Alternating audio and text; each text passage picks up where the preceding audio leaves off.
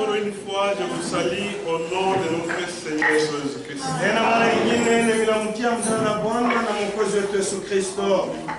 Nous remercions encore le Seigneur. Nous avons conduit dans sa présence pour écouter sa parole. Le Seigneur bénisse richement. Sans plus tarder, je voudrais vous lever pour lire la parole de Dieu. Prenons l'écriture que nous lisons. Jean chapitre 3 à partir du verset 14. Et comme Moïse éleva le serpent dans le désert, il faut de même que le Fils de l'homme soit élevé, afin que quiconque croit en lui ait la vie éternelle. Car Dieu a tant aimé le monde qu'il a donné son Fils unique, afin que quiconque croit en lui ne périsse pas, mais qu'il ait la vie éternelle. Le Seigneur bénisse la lecture. Bien-aimé Père Céleste, au nom de Jésus-Christ, te remercions. Nous voici réunis au nom de Jésus-Christ. C'est l'ordre qu'il est écrit. Là où deux ou trois se rassemblent en mon nom, nous sommes réunis pour t'écouter, toi, le véritable Dieu, afin que tu puisses nous parler. Assiste-nous ce soir. Tu connais nos besoins. Nous voulons sortir d'ici édifiés. Le seul qui peut terminer la soif qui est dans nos âmes, c'est toi. Nous confions entre tes mains. Si tu vas valoir entre tes mains, utilise-moi comme un vase pour l'édification et la bénédiction de ton Église. Bénis ta parole que nous venons de lire. Interprète-la pour nous, pour que nos âmes soient nourris. Nous te prions ainsi, au nom de notre Seigneur Jésus-Christ. Amen. Que le Seigneur bénisse. Continuons avec notre sujet. Car Dieu a tant aimé le monde qu'il a donné son Fils unique, afin que quiconque croit en lui ne périsse point, mais qu'il ait la vie éternelle. La vie éternelle, c'est la vie de Dieu. Parce qu'il n'y a qu'un seul Dieu éternel. C'est Dieu. Alors pour avoir cette vie, il faut être en communion avec lui. Parce que c'est lui seul qui est la source de vie. Alors, l'homme était en communion avec Dieu, mais par la désobéissance, il s'est retrouvé, il a perdu cette communion. Et l'homme s'est retrouvé un homme animal, étranger aux choses de Dieu. Que le Seigneur bénisse. Mais Dieu, par sa bonté, il n'a pas enlevé cette soif de vivre dans l'homme, pour que ce dernier puisse quand même chercher Dieu. Comme il est un Dieu d'amour, il n'a pas laissé l'homme tomber.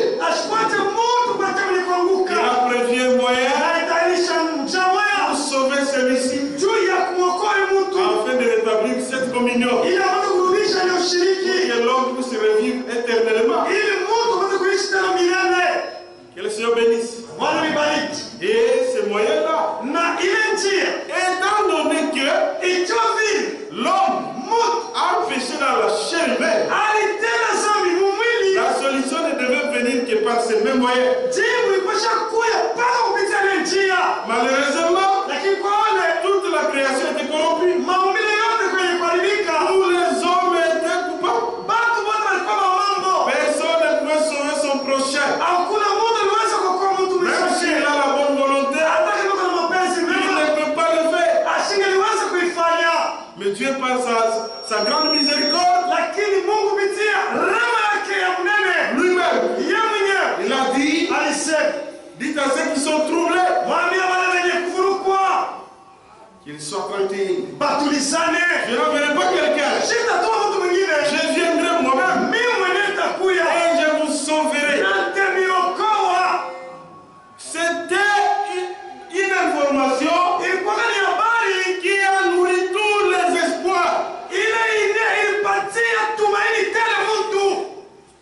Une grande information qui devait être transmise de génération en génération. Tous les prophètes en ont parlé. Dieu nous a promis qu'il viendra et il sauvera lui-même. C'était une promesse, une grande promesse. Tout tournait autour de cette promesse-là. Tous les prophètes, ils en ont parlé. Que le Seigneur bénisse. Et dans la nouvelle alliance, nous avons vu un homme venir. Il dit, dans le livre, il parlait de moi. Mais voici, lisons. Romains et Hébreux, pardon, chapitre 10. Verset 4. Car il est impossible que les gens de taureaux et de boucs ôtent le péché. Même si c'était une solution temporaire, il pouvait ne fût-ce que de l'homme, mais ça n'ôtait pas le péché. Les gardes de pierre demeuraient toujours là.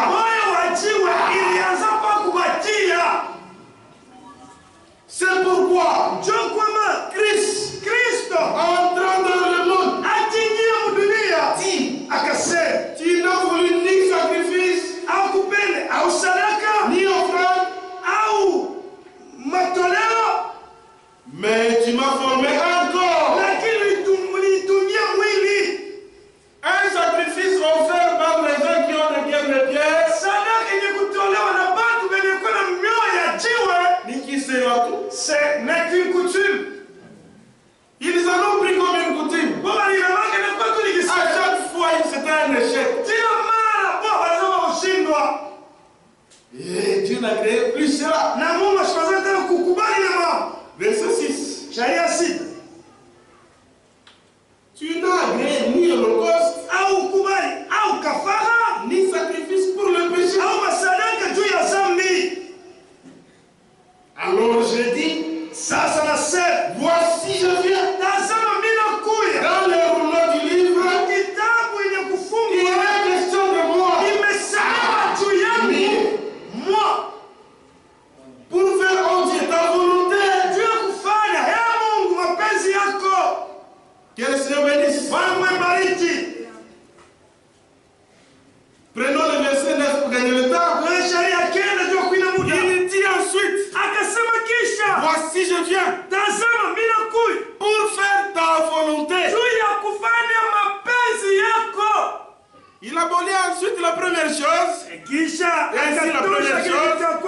Pour établir la seconde. Que le Seigneur bénisse.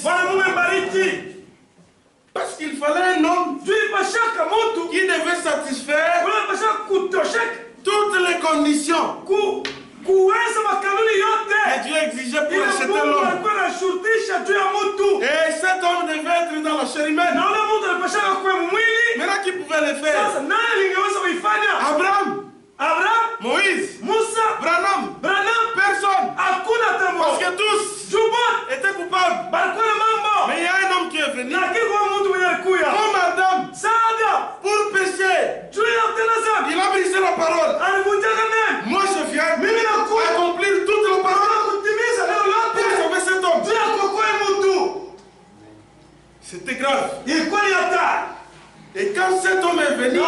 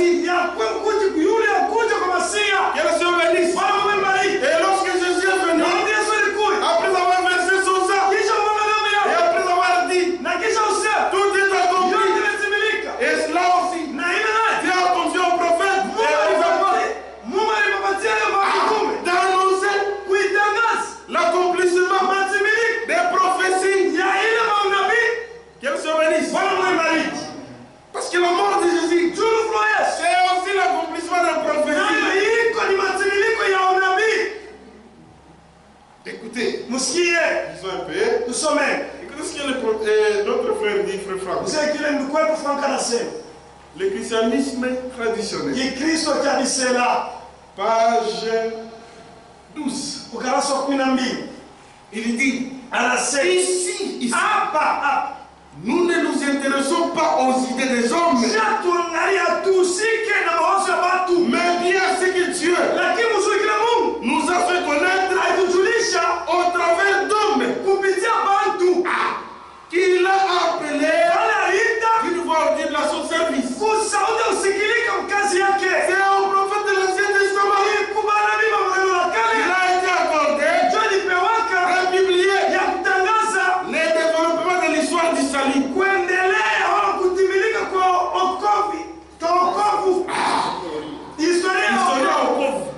Ils ont prophétisé. Alors que la tâche des apôtres était de démontrer l'accomplissement des prophéties données autrefois.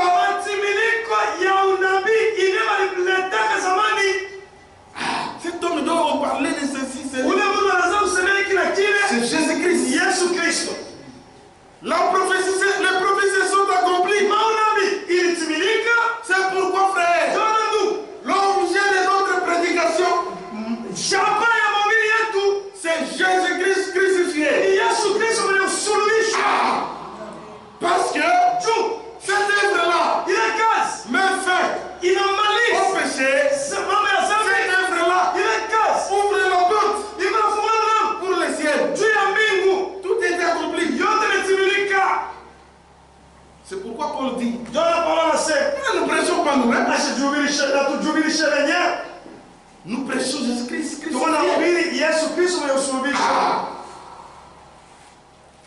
Lisons Romains. Nous sommes le roi Rome. Romains, chapitre 1. Sura ya kwanza. Commençons au premier verset. Tuanze kwa shairi ya kwanza. Paulo, serviteur de Jésus-Christ, mtumishi wa Yesu Kristo, appelé à être apôtre, uliokuitwa kwa mtume, mis à part, uliokuwa kwa pembeni, pour annoncer l'évangile de Dieu, ili kutangaza injili ya Mungu, qui avait été promis auparavant, ile inayoelekea zamani, de la part de Dieu par ses prophètes, akasema Mungu kupitia manabii wake, dans les saintes écritures. maandiko takatifu. Que le Seigneur bénisse. Et qui concerne son fils et de la postérité de la vie, selon la chair, et déclaré fils de Dieu avec puissance, selon l'esprit de sainteté, par sa résurrection après le mort, Jésus-Christ notre Seigneur. Donc, la prédication de la croix, c'est la prédication des prophéties que Jésus a accomplies. Prêcher la croix, c'est montrer aussi les prophéties qui viennent de s'accomplir. C'est pourquoi lors de la Pentecôte, d'abord Jésus-Christ lui-même, lorsqu'il parlait de lui, il a montré d'abord quelles sont les prophéties qui se sont accomplies. C'est l'évangile. Que le Seigneur bénisse. Il faut qu'on connaisse ça. Il faut qu'on te le montre. Le salut que tu as, comment est-ce que cela s'est réalisé? Que le Seigneur bénisse. Lisons d'abord comment est-ce que lui-même Jésus en a parlé. Luc,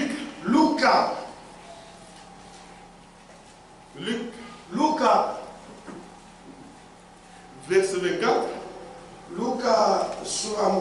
Et chapitre 24, verset 44. Oui, il a dit. C'est là ce que je vous disais lorsque j'étais encore avec vous. Qu'il fallait qu'il s'accomplisse tout ce qui est écrit de moi dans la loi de Moïse.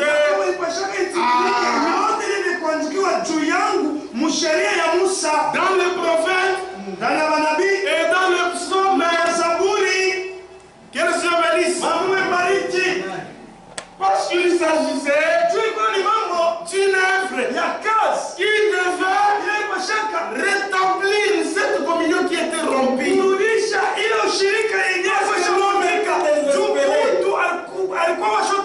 C'est pourquoi le sein de l'Ancien Testament, ils sont morts dans cette espérance. Parce qu'ils savaient que, comme Dieu a dit, il va l'accomplir. Dieu n'a pas besoin de dire et de retirer. Lorsque Dieu promet, il fait pour l'accomplir. C'est terminé. Même si nous mourrons, nous savons que le Messie viendra et il mourra pour nous racheter. Ils sont morts dans cette espérance. Et nous avons notre temps. Quand Christ est déjà mort, nous avons rien à prêcher. Nous prêchons Jésus-Christ crucifié. Là-bas, tout était accompli. Vous voulez aller au ciel, à la croix. Que Dieu soit béni. Tout ce qui est écrit de moi, même dans le psaume, alors il leur ouvrit l'esprit pour qu'ils comprissent les écrits.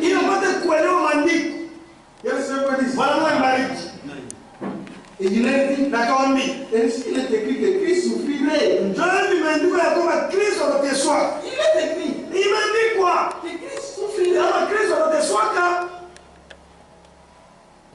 et qu'il ressusciterait le troisième jour et qu'il a repentance et le pardon serait prêché en son nom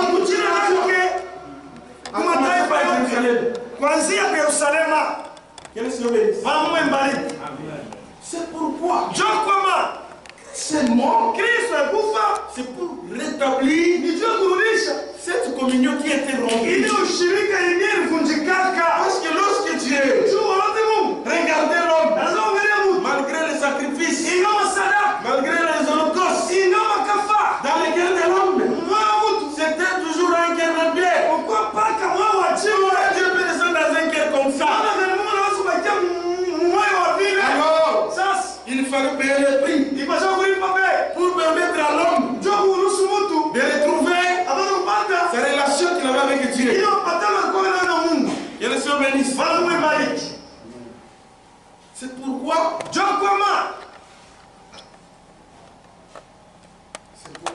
une chose que notre frère Frère Franck dit ceci. La relation entre Dieu et l'homme, c'est pas une relation mutuelle. C'est une relation substantielle. C'est une relation par rapport à la nature. Pourquoi? Dieu est esprit. Et il faut que ce qu'il adore, l'adore aussi en esprit. Et en vérité. Lui est esprit.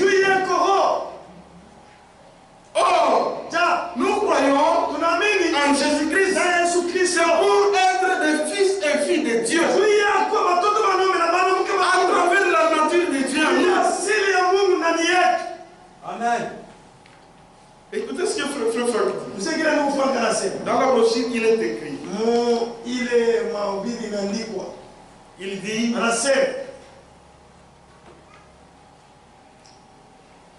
Seul, page 7.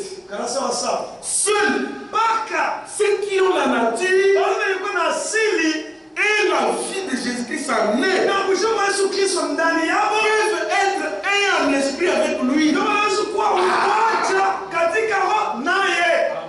Donc pour être en communion avec Dieu, il faut avoir sa nature. C'est ce que Christ est venu. Que le Seigneur bénisse. De même, Jésus-Christ était le Fils unique unique. Ainsi nous devons être un fils et une fille de Dieu engendrés à sa manière.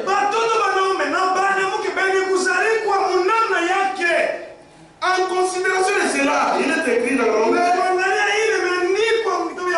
8, verset 29.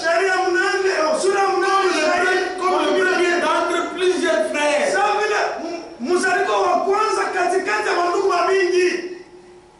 Que le Seigneur bénisse. Comme Dieu le détermina au commencement de la création, désormais, tout se reproduit selon son espèce.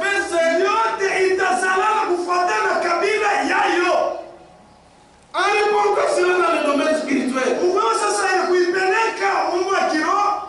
cela signifie que de Dieu ne peut sortir que Dieu.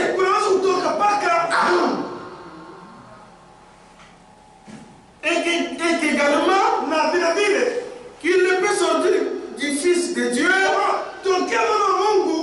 ne peut sortir que des fils et des filles de Dieu. Donc, si vous croyez en Jésus-Christ, comme lui est le Fils de Dieu, nous aussi, nous devenons les fils et les filles de Dieu. C'est ça, croire en Jésus. C'est avoir la nature de Dieu.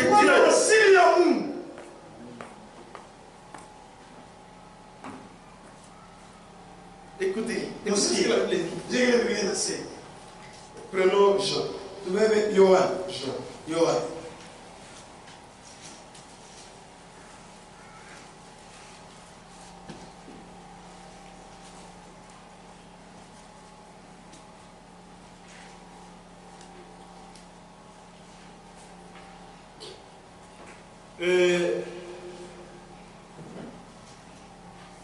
Prenons verset 11. Chapitre 1, verset 11. Elle est venue chez le sien. Et les siens ne l'ont point reçu. Mais à tous ceux qui l'ont reçu, à ceux qui croient en son nom, en son nom, au nom de Jésus-Christ, à ceux qui croient en son nom, et il a donné le pouvoir de devenir enfant de Dieu. C'est ça, enfant de Dieu. Lesquels sont nés quand ils sont nés à la volonté de l'homme, mais de Dieu. Que le Seigneur bénisse. Donc, Christ est mort à la croix pour que nous puissions croire en lui, afin de devenir enfants de Dieu. Que le Seigneur bénisse. C'est là que beaucoup ne font pas attention. Comment on peut vous convaincre que comme vous avez crié en Jésus, automatiquement, vous avez la vie éternelle. C'est vrai de le dire. C'est bien de le dire. Mais est-ce que vous êtes réellement enfant de Dieu? C'est ça le problème. Parce que nous croyons en Jésus-Christ. Pas pour devenir des membres des églises. Non. Nous croyons en Jésus-Christ pour être des fils et des filles de Dieu. C'est ça l'objectif à atteindre.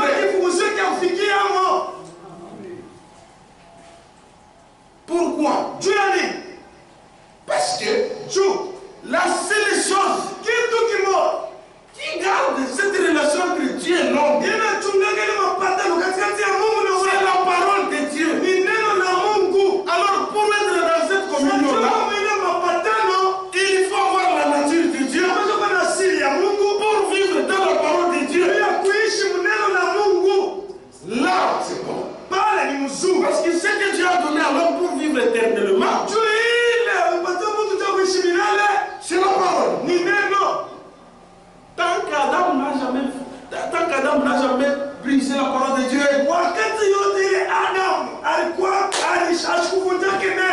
Il n'avait aucun problème. Aucune souffrance. Mais quand il a brisé cela, il a créé des problèmes. Et c'est pourquoi Dieu, dans sa grande miséricorde, la même parole s'est faite chair pour mourir à notre place, afin que nous puissions croire en Jésus. Jésus raconte dans la même parole et demeurer dans la communion. C'est ça le plan. Parce que l'homme ne vit pas de paix seulement.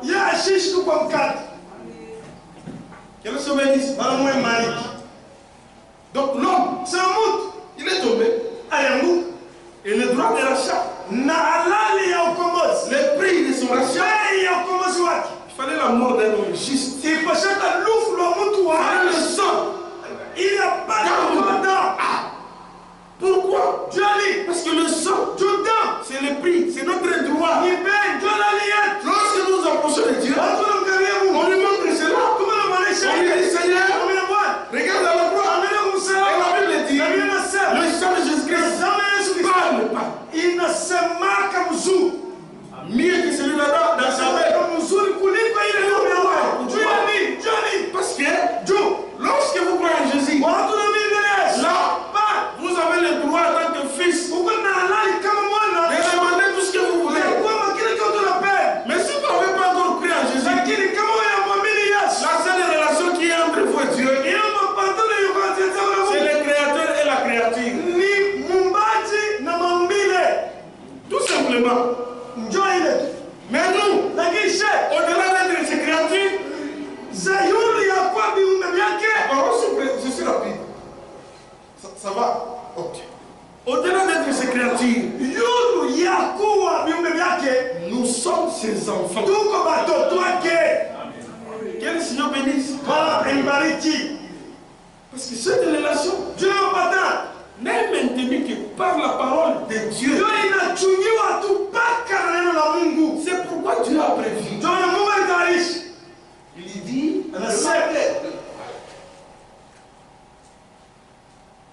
notre Dieu a prévu. Tu as brisé la parole. Et voilà. Oh, l'homme ne peut pas oublier la parole de Dieu. Il ne peut pas. Un homme charnel. Tu ne sauras pas. Comment il devait s'en sortir?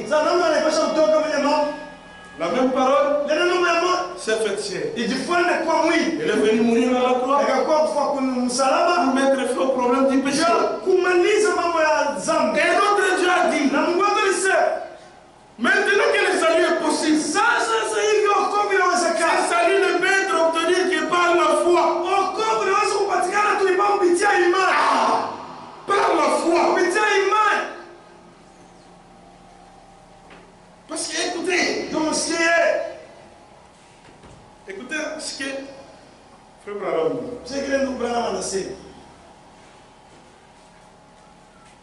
il dit ceci. Dans la brochure, l'accusation.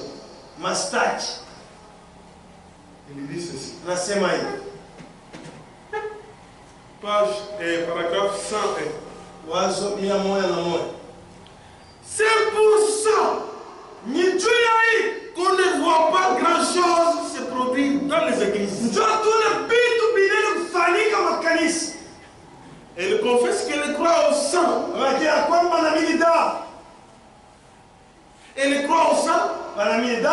Mais elle rejette les plans même qui donnent accès au sang. C'est-à-dire, elles prennent le sang juste pour le prétexte. Mais le plan qui mène au sang, elle rejette. Elle rejette le plan même qui donne accès au sang. La parole est. Que le Seigneur bénisse. La parole est. Il n'y a qu'un seul moyen par lequel Dieu honorera cette parole.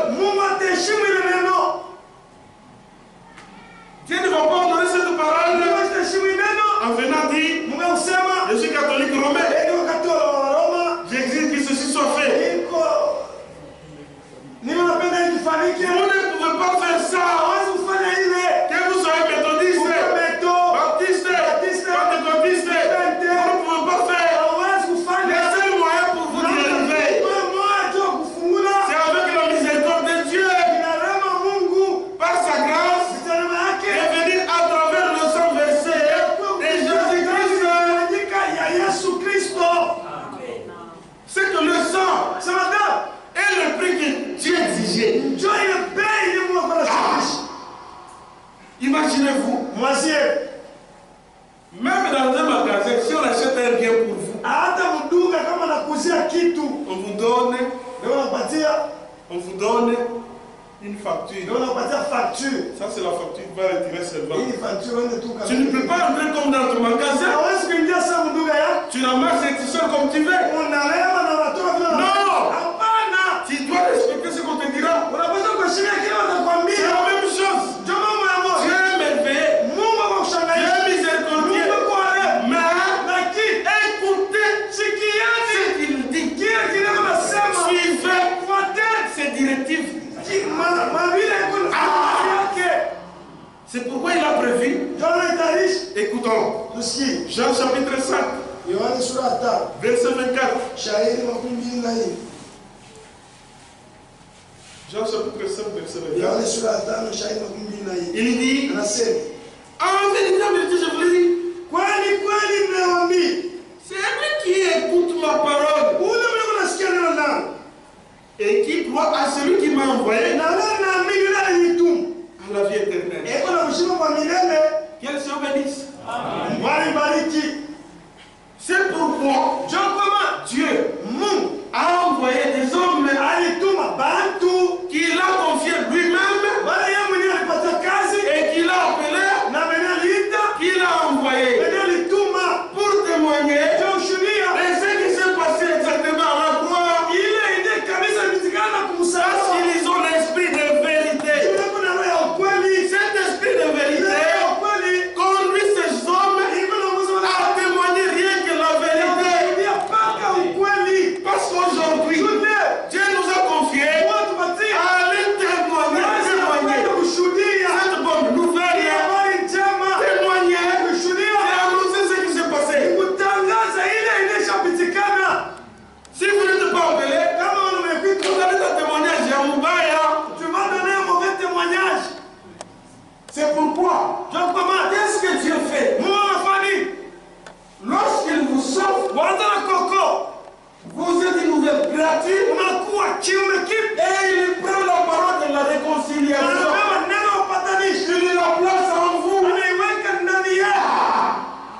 Il ne peut pas vous sauver et vous abandonner. Vous devez rester maintenant en communion avec Dieu. C'est pourquoi, frère, ma soeur, abandonne et laissez le péché. Moi, c'est le péché.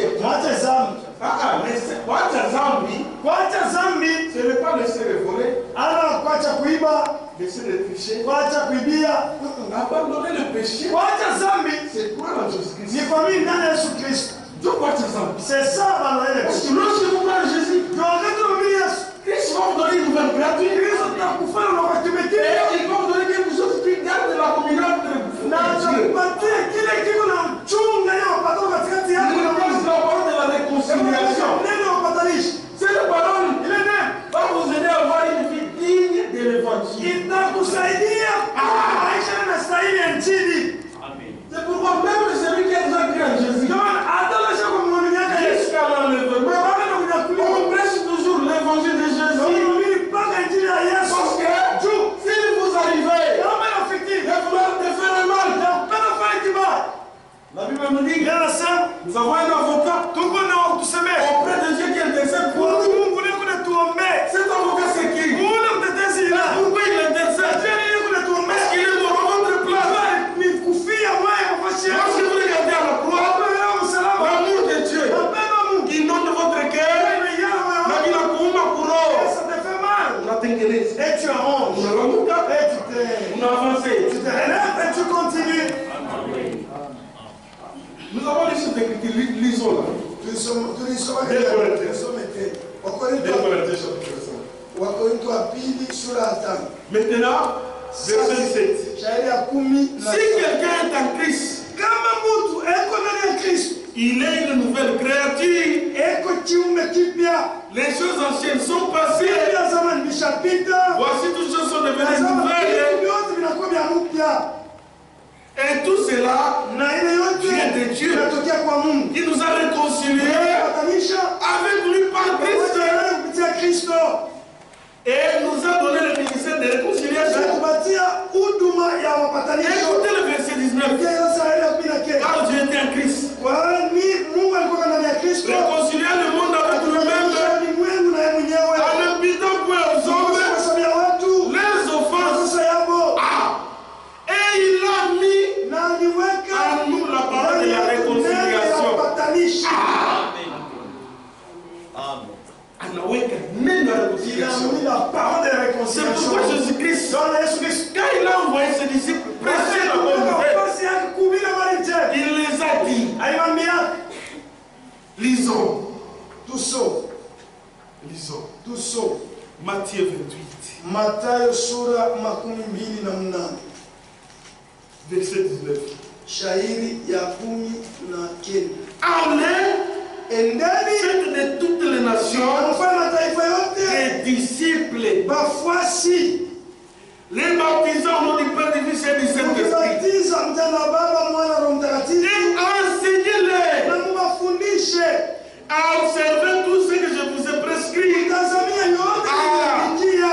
C'est que pendant que vous cela, On te prêche la on a croix mis le Christ. kwa Kristo. Lorsque vous croyez, vous aurez une nouvelle nature Utakuwa na siri qui aurait fait la sorte des choses de Dieu. utakuwa na kiu na njia na ushikia mambo ya Mungu. C'est kama on a mis. Na si vous croyez, Unakuwa kiumbe kipya. tu deviens une nouvelle créature. C'est pourquoi en réalité, Tunaona kwa kweli, kwa kweli, quand on prêche le salut kama wanaona umio à kwa toute l'humanité, ulimwengu yote mzima. on prêche. Marabi. Nous, on ne dit pas aux gens de venir au tabernacle. Sasa mbele mambo kwa kutarenga. D'ailleurs, on ne prêche pas pour remplir ce bâtiment. Wanaanza kuhubiri yake juu ya kujaza ikimu. Nous prêchons la vérité. Kuna ubiri Et nous disons à la personne, unaona mbele mtu. si réellement Dieu vous a sauvé, Mungu alikuwa ni Mungu. cherchez un endroit où Utafashi kule. vous allez écouter la vérité. Unasikia ukweli. Pourquoi? Parce que lorsqu'il dit sauver un homme, Jua Mungu anaokoa mtu. il donne à cet homme une nouvelle nature Eko mpatana mtu asilimu. et il met dans cet homme la parole de la réconciliation. Na yule ndani ya mtu neno la upatanisho. Mais quand cet homme va rentrer là où il était, Sasa watu ndio mtu anarudia atasikia tu. il va écouter. Kama ni wa Mungu, Si il est de Dieu. si réellement il est de Dieu, Kama alikuwa ni kwa Mungu. atatoka humo. Il sortira, il laissera, il abandonnera cette Il église. va quitter. Atatoka Atakutafuta. et il va le chercher. C'est pourquoi les véritables chrétiens, Quand Christ wa kweli, ils savent ce qu'ils ont subi. Kristo wa kweli, bali ni mtu wenyewe Pour alifanya. rien au monde, Kwa dunia, pour rien au monde, ils ne vont jamais abandonner. kwabo hakuna kitu mtumia C'est-à-dire, ni usema. ceux qui comprennent, Bali wanaelewa. ceux qui ont la révélation qui est ici, Bali wanafunua kwamba mon âme est nourrie ici. nafsi yangu Je inaishi. ne peux jamais quitter cet endroit. Asiwezi kamwe kutoka kwa hii fashi Adam mlipenini. kwa ila Haina sema iko mafuta ni nyuma na nikata bena. Nous-mêmes si on écrit là-bas l'église de Satan. Mais comme la vérité est prêchée, c'est l'unique chose qui nous intéresse. Notre âme a soif de Dieu. Qu'elle se bénisse. Alors dire à quelqu'un que vous êtes sauvé et lorsqu'on lui amène les choses de son père, il lui refuse. Mais il a quelle nature? Les frères savent bien. Lorsque vous rentrez tard chez vous, on a regardé quoi? Tu rentres chez toi, Tu arrives à la maison, on dit. Unasikia dada anauliza ni nani? Et la soeur pose la question, c'est qui? Unajitaya hata kujitaya. Et tu t'es toujours Na ujitaya? tu ne te nommes pas. Unasema kwa Tu kufungula. dis ouvreur. Tu bibi anayo sauti yako. Parce que la femme est ta voix. Akasikia tufungula. Ouvreur. Eh. Celui. C'est la même chose. Dans un cœur où Dieu existe. Lorsque la parole vient frapper. Atasema bibi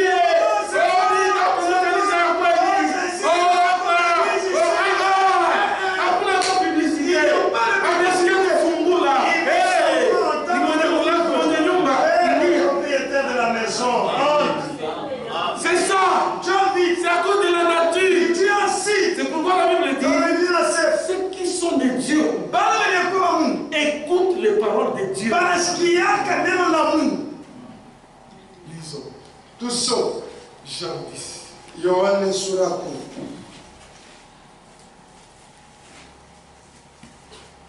Jean 10. Yohane sura 10.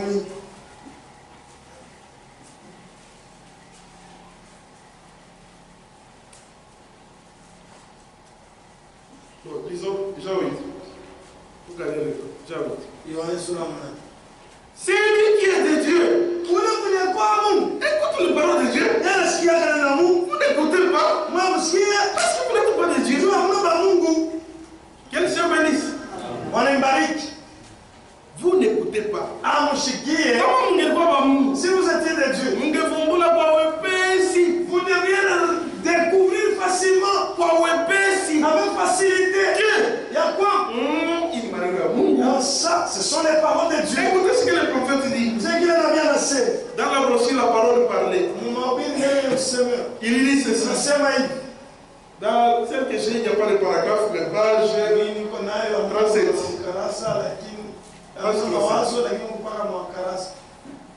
Il dit toutes ces choses paraissent réelles.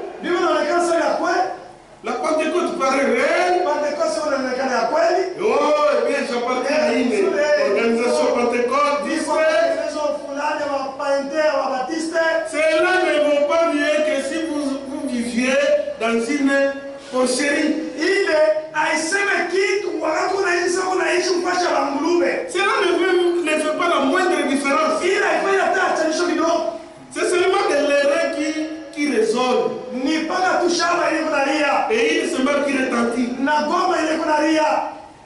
Peu importe à quoi vous appartenez. Si vous n'êtes pas né de l'Esprit de Dieu et que vous n'avez pas reçu le Saint-Esprit, si vous ne croyez pas à toute la parole de Dieu, vous n'avez pas encore reçu l'Esprit, le Saint-Esprit. C'est exactement cela.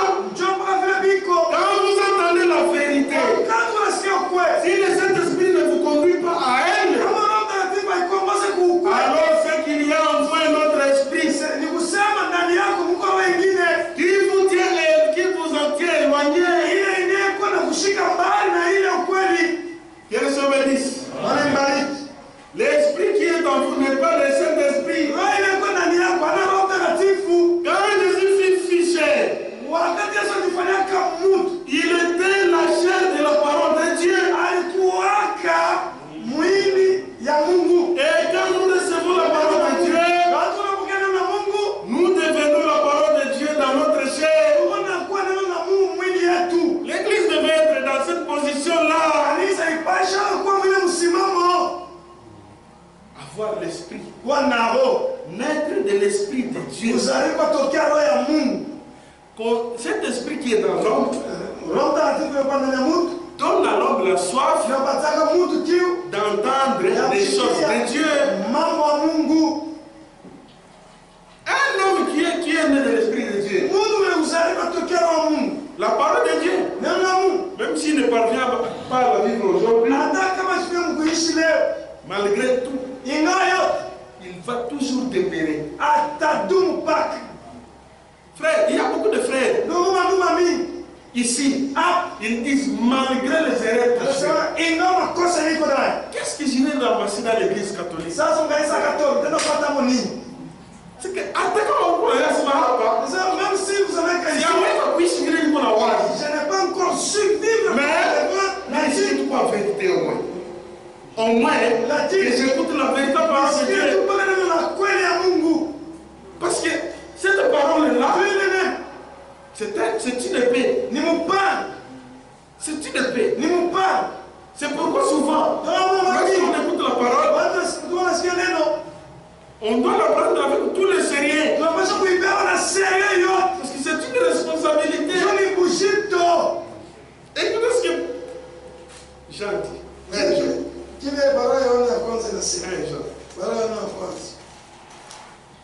Chapitre 4. Verset 4. Vous, petits enfants, vous êtes des dieux.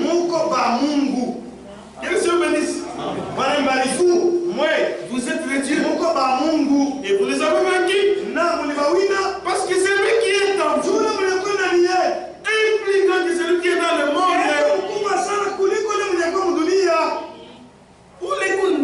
Celui qui est en vous, si c'est Christ qui y est, il est plus grand que celui qui est dans le monde. Ils sont du monde. C'est pourquoi ils parlent d'après le monde. Et le monde les écoute. Mais ceux qui sont de Dieu, ils n'écoutent pas le monde. Ils écoutent Dieu. Les pères. Et nous sommes des dieux.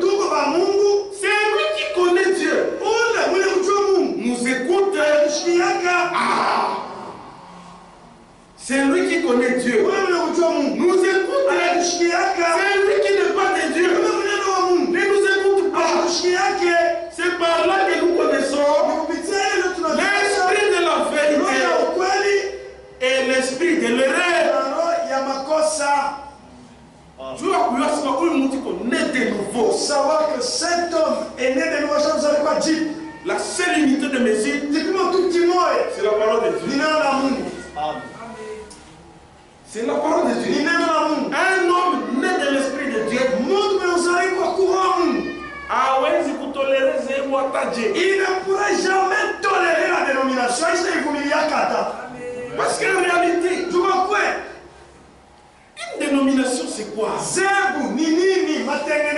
ça, c'est là qu'il y a un problème. La dénomination. Les gens confondent la dénomination et les noms que portent les dénominations. Catholique, c'est un nom. Mais la dénomination, c'est quoi? Écoutez comment le prophète définit maintenant la dénomination. Il définit la dénomination dans la brochure les citernes de crévassés. Il dit ceci.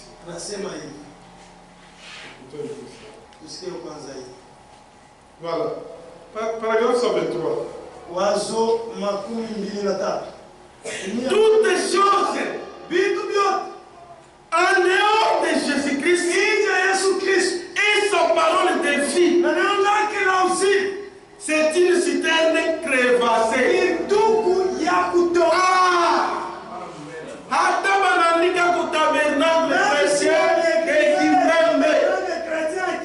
Si Jésus n'y est pas, et il n'a pas la parole de vie, une pire dénomination. Parce que Christ est là où il y a la parole.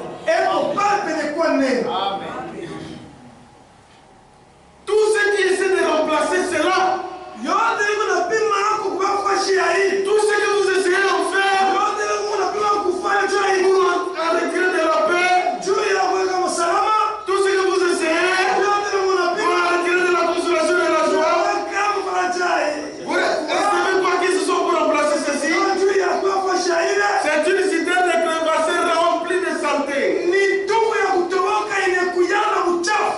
Lui, il lui donne une satisfaction parfaite. C'est que lorsque Christ, là où Christ est prêché, là où Christ crucifié est prêché, là aussi, il y a la parole de réconciliation. Si vous prêchez Christ, c'est la parole de réconciliation. Ça combat pas comme Nazareth. Mais comment les gens tu les nourris de quoi? Tu les nourris de quoi? Parce que c'est lui qui naît. Même la Bible nous conseille. Vous qui vous tenez de naître, désirez qu'on est pur.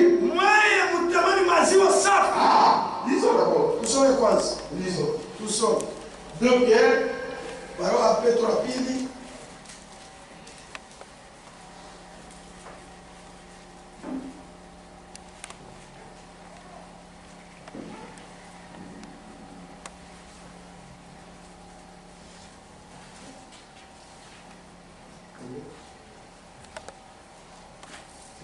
c'est grave. Ni hatari. 1 Pierre, pardon. 1 Pierre, chapitre 2. Barua ya Petro kwanza sura ya pili. Rejetant donc toute malice, verset 1. Sharia ya kwanza. Tukituma basi kuchanja wote. Toute risque. Na bukaramushi wote na kuchanja La wote. dissimulation. Kupeleka mbaya. L'envie. Wivu. Et toute médisance. Na kusenana vibaya. Désirez. Mutamani. Comme des enfants nouveau-nés. Sa batoto bazali. Les spirituels. Sa batoto bene uzali. Batoto kuchanga mutamani maziwa. Avec par lui. Ili kupitia yeye. Vous croissiez pour le salut. Ipate kukomea juu ya wokovu. Si vous avez écouté que le Seigneur est bon, Kama unaona kwamba Bwana yuko approchez-vous de lui. mkaribie. Comment sentir que le Seigneur est bon? Namna gani Bwana yuko vema? Kwa kumkula. C'est en Anamanja. Anamanja. kumkula. Tout pour sentir que Là que vous allez goûter, il est bon. ah, qu'il est bon. C'est que lorsque même la nature doit nous enseigner. Asili yenyewe inapaswa kutufundisha. Quelle mère ici? Nani mama mwenye kwa Lorsqu'elle a élevé au monde un enfant, Bwana anazaa mtoto, un nourrisson, mtoto mchanga bebe, mwenye anazalika, kine. kisha uende Après tu vas umtiribia kuchumu ndio chakula unaenda kumupa. et tu prends maintenant la nourriture amère. Même Dieu, Hapana, mais ses enfants, chez toi. lui-même sait. Yeye mwenyewe anajua. C'est pourquoi c'est lui-même qui nourrit ses propres enfants. Kwani yeye mwenyewe analishaka watoto wake binafsi. Quand il sauve son enfant, Hata na kwa mtoto wake il ne l'abandonne jamais. ashimwachilie kamwe. Parce qu'il sait que son ennemi est en train d'éroder. Adui wake yuko nazunguka. Pour que mtoto wake asikose chakula, Pour que son enfant ne manque pas la nourriture. il veille sur cela. Eko na kesho ndio ya ile. C'est pourquoi il dit, Bwana anasema, mes brebis entendent ma voix "Kondoo kama unasikia et ils me suivent." na wananifuata." Qu'est-ce que les brebis suivent? Kondoo unafuata nini? Chakula. La nourriture. Ni chakula. C'est la nourriture. Si on vous dit que, oh, parce que vous avez crié en Jésus-Christ, vous êtes une nouvelle créature, et on vous fait manger du chanvre, bangé, à la place de la nourriture, utakufa.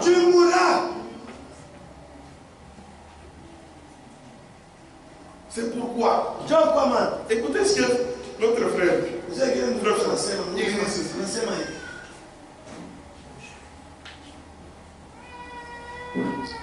page, le défi, page 60. Upinganizi, page 60. Il dit, cette parole concerne toutes les religions. Qui ne confesse pas bibliquement Jésus, mais qui enseigne plutôt la présence d'un Fils éternel. La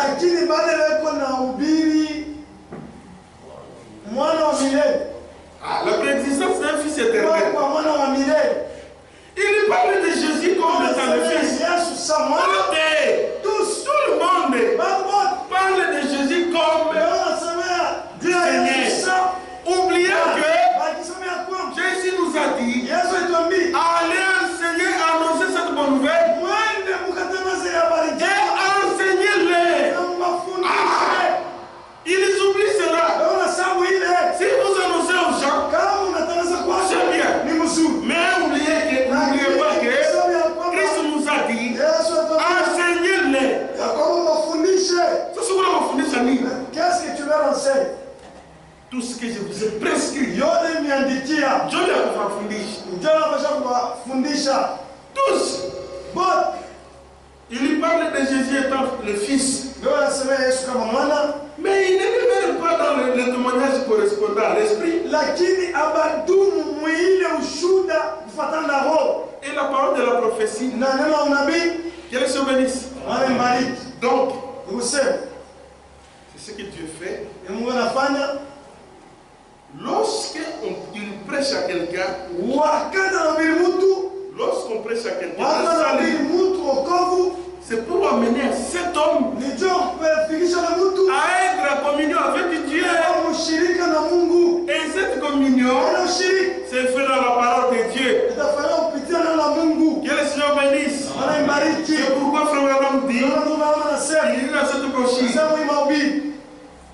Votre vie est-elle digne?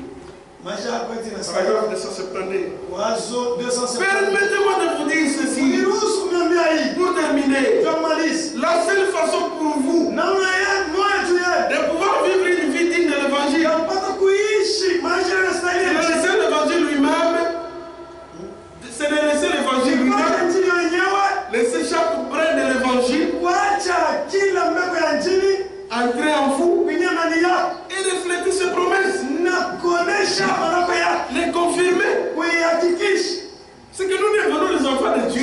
Tunakuwa watoto wa Mungu. Dieu agit à travers nous. Mungu hebu na tena kujesha watoto wake. Il n'a confiance seulement à ses enfants. Yeye hebu tunatumaini kwa watoto wake. Laissez Dieu vivre en vous. Mwache Mungu aishi ndani yenu. Pour confirmer Bila kuhakikisha les promesses de ce jour-ci. maneno ya masiku. Jésus a dit à Jean, Yesu mwambia Yohana, laisse faire Jean. hata tufanye wame C'est juste ipe haki. que nous sommes les messagers de ce jour. Tuko majumbe wa hii siku. Nous devons accomplir toute justice. Tunapaswa kutimiza haki yote. Si nous sommes les chrétiens de ce jour, Kama tuko Wakristo wa hii siku, recevons Jésus-Christ dans notre cœur. kwa Yesu Kristo ndani yetu. Recevons Jésus-Christ Kwa Yesu Kristo dans notre cœur. moyo wetu. Il est la parole. Eko neno. N'en retirez rien. Msitoshe makitu. N'en retirez rien. Msitoshe makitu. Dites. Muse. C'est la vérité. Ni ukweli. Et placez-la dans votre cœur. Moyo wake moyo wenu. Et observez le fruit de l'esprit en vous. Na mtazamie tendo ya Roho ndani yenu. Accomplir chaque promesse qu'il a faite dans la Bible. Timiza kila malango ile alisema Dieu Biblia. veut accomplir sa parole. Mungu anapenda utimiza neno lake. Il n'a pas d'autre main que la mienne, Ana mkono ingine shika kwa mkono que la vôtre. na yenu. Il n'a pas d'autre yeux que le mien. Alikuwa na macho ingine isipokuwa yangu na Il yenu. n'a pas d'autre langue que la mienne et la Alikuwa vôtre. mimi ingine isipokuwa yangu na yenu. Je suis le cep. Niko mti Vous êtes le serpent. na Mungu Ce matawi. sont les serpents qui portent le fruit. Ni matawi ndio na matunda. Le cep donne la vie au serpent. Na mti unapatia tawi kushima. Que le Seigneur bénisse. Unibariki. Donc, Msema lorsque nous croyons en Jésus-Christ, watu tunaamini Yesu Kristo. nous devenons Tunakuwa participants de la nature de Dieu. washiriki wa asili ya Mungu. Et Dieu nous conduit dans sa Na parole Mungu anatuongoza neno pour lake que nous puissions le refléter. ili tupate kumuonesha nchi. Que le Seigneur bénisse. Wanabariki. C'est pourquoi Njoo kwa maana la bouche que Dieu utilise pour annoncer la bonne nouvelle, kinywa kile Mungu anatumia ndio kutangaza habari njema. c'est la vôtre, Ni kinywa chetu, c'est la ni mienne, kinywa changu, ce sont nos bouches. ni vinywa vyetu.